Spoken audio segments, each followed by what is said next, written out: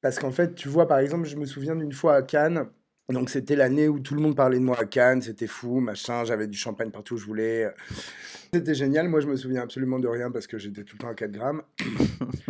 Mais De je me champagne. souviens d'un soir, donc chez Alban, c'est un peu le rooftop, tu vois, genre, et si t'es de gauche, t'as envie de te jeter de l'hôtel tellement c'est glauque.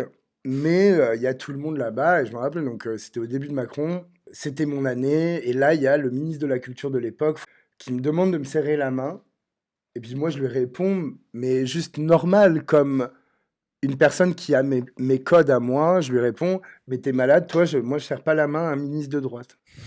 Et en fait, si tu veux, par exemple, les riches, eux, ils ont le privilège de pouvoir serrer la main à des gens de gauche, parce Hmm, que ça les met pas en danger.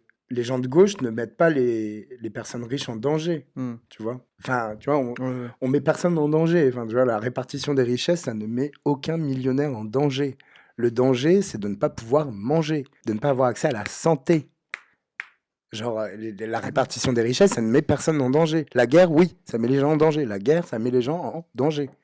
Pardon, mais bon, c'était et C'était donc le moment Jésus. si tu veux, donc les riches, enfin donc les personnes de droite, ou les classes supérieures, les personnes qui n'ont pas la lutte des classes en tête, pour eux, refuser de serrer la main à quelqu'un, c'est un acte Hmm, super gravissime, tu hmm, vois. hmm. Surtout, il est ministre de la culture, alors que moi, je suis un acteur, etc. Mais ça, c'est du classisme. Je suis désolé. Ah, de ouf. Sois pas fragile, ma belle, t'es ministre.